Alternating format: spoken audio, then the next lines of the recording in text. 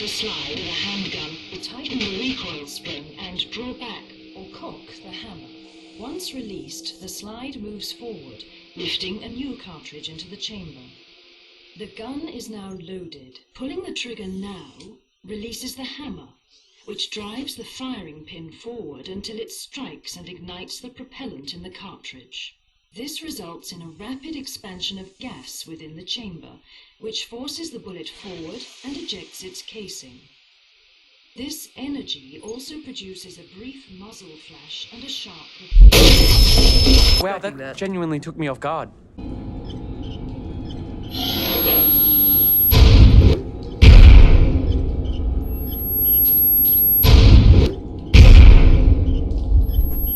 What the fuck is this shit?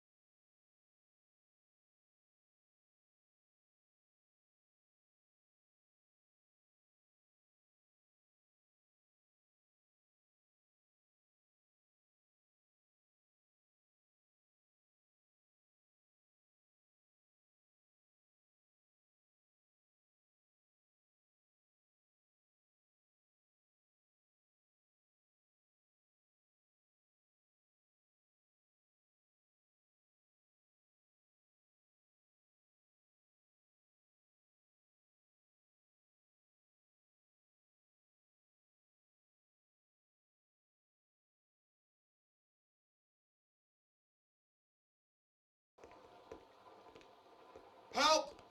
Someone, help!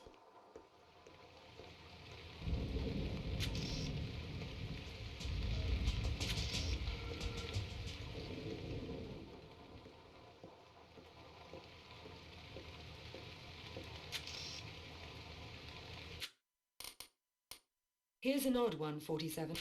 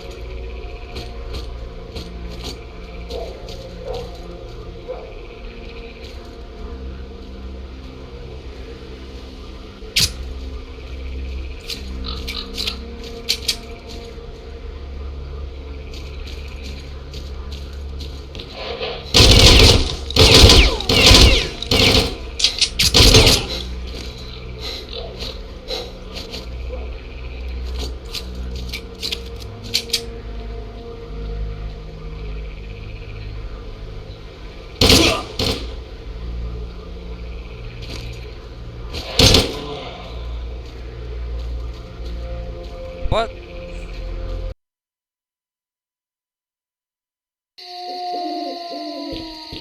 Listen, we need to talk. Just put that gun away first. Freeze! And don't even think of touching that shooter. Stay.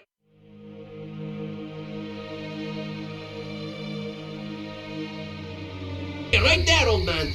The luxurious setting on the Mediterranean Sea was fitting for what already may have been the world's most famous team. Monte Carlo is one of those glamorous cities, man. Here we were with the most glamorous team ever. So it's kind of a rock starish kind of a thing. The players were relaxed and confident, and willing to admit there was more to the trip than just basketball. I don't worry about playing basketball. That comes naturally.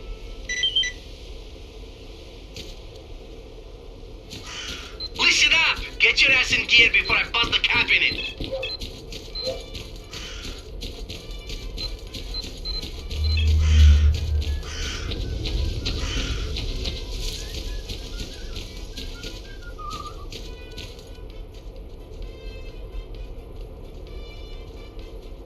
It's crunch time, so crank it up! What the? Just as I was grabbing a bite. God damn it, now what?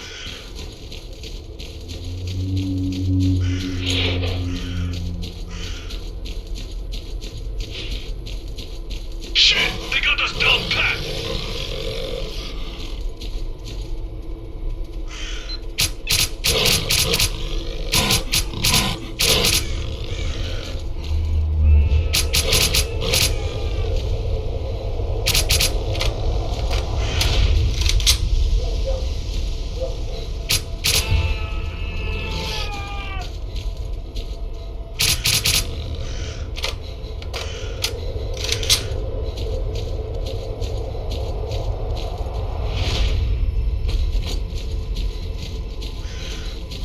Stop right there, buddy. Keep your hands where I can see them.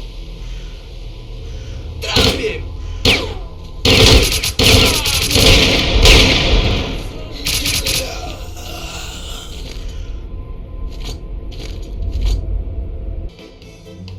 Nice doing business with you.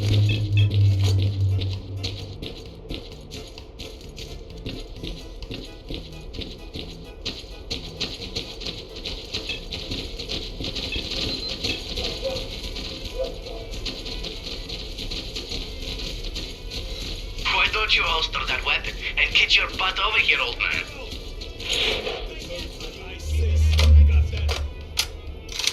Drop him!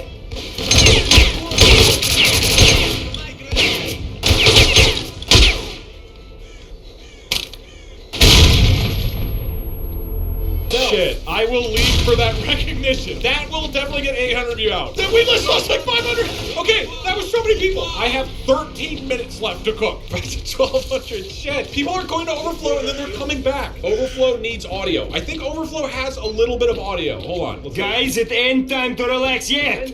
The only loot they got out of this camp is a few bullets in Don't the care how many head. times you cram me in the car. I'm not going to Overflow's house. I'm Okay, moving. please, heroes. If you just go to Overflow capacity, I promise at the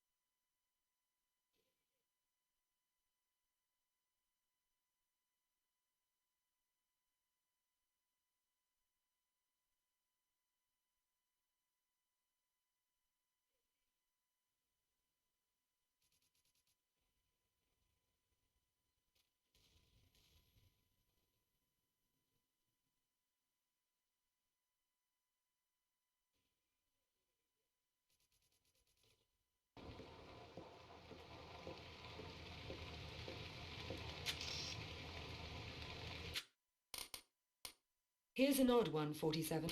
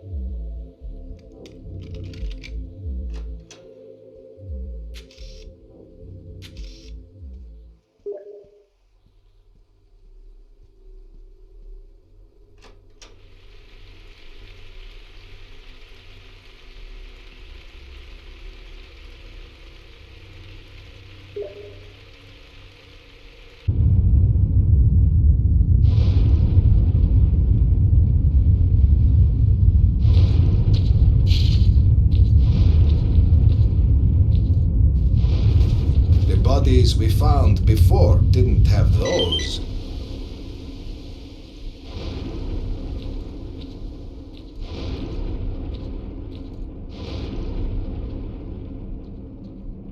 The hunter isn't here. Let's go.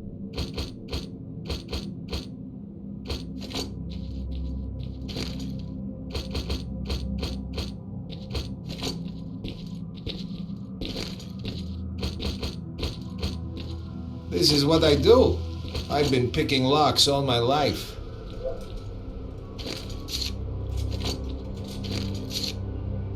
Please, hold your applause. Now, let's take a look inside.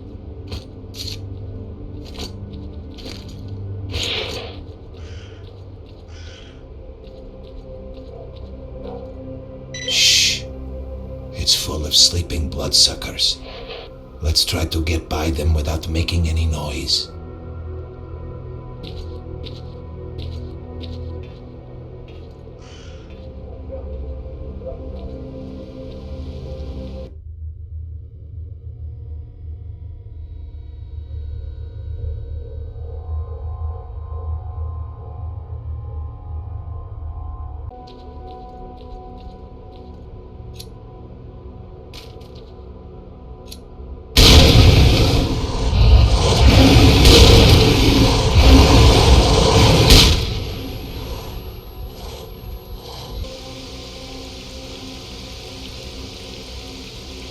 Get out the bastard, or I'll take you all out!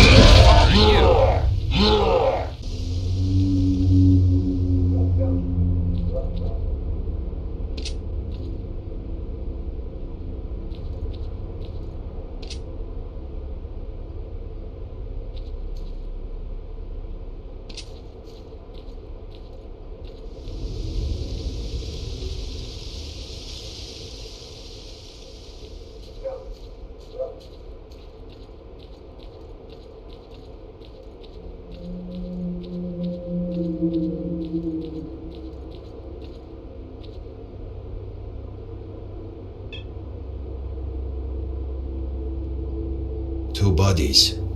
Looks like they died in the crash.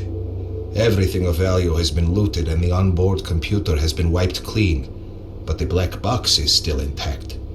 Interesting. I reckon a decent technician will be able to extract the information on it and decode it.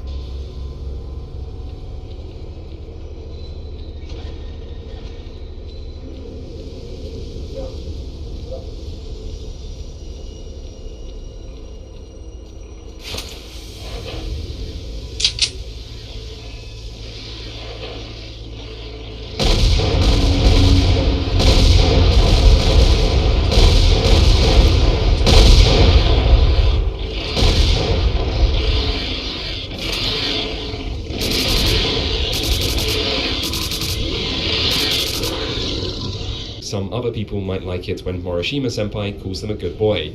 Let he or she who is without sin cast the first stone. There is a lot here that is similar to the first Tokimeki memorial though. There's a similar framing legend, this time about a wish upon a primrose garden that will always come true, a similar school setting that once more covers 3 in-game years for you to play through, and the familiar stat-raising gameplay that has you choosing an activity each week, with phone and dating options also available on weekends, as you try to manage your time and balance your attributes. The stat raising is generally easier this time round. A horoscope that is annoyingly buried in a submenu rather than just being visible on the main screen indicates what stats will rise most each week, incentivizing you to just follow the horoscope's advice to raise everything. Girlside does add some new gameplay systems of its own, however, like buying clothing and creating outfits which can synergize together as well as appeal to different guys' tastes. And then there's also the approach system that functions as a mini-game available during dates for you to flirt with boys and raise their affection level by slowly getting close to them and then pressing various buttons to perform various actions. And in theory, I don't think this system is bad. There's something about approaching boys as if they're nervous wild animals that just feels right. You see, you have to be careful not to approach too fast or you scare them and they get embarrassed, but when you get close enough you get to do something to them with players. So, in many ways, we're all playing a role all the time, and if you disagree, take it up with Shakespeare and good luck. He's dead. But if playing a role means so little and applies to so much, then clearly a better definition is needed. So let's go back to where the term began, because defining what an RPG is isn't that complex, but it does require context. In 1972, Atari made Honk, and with it, the commercial gaming industry was born. But in 1974, a very different game was made that was arguably much more influential. Dungeons & Dragons was created by Gary Gygax and Dave Arneson.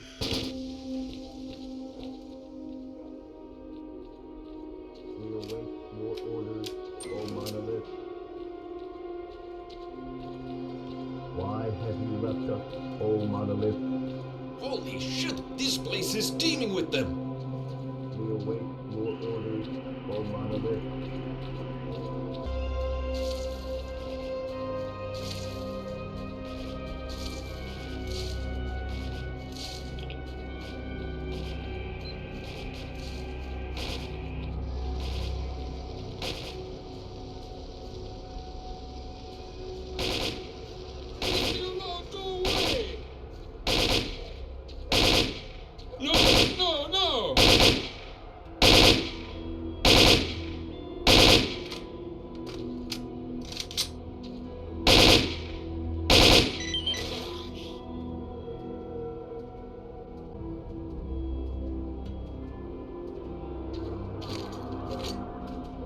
Oh,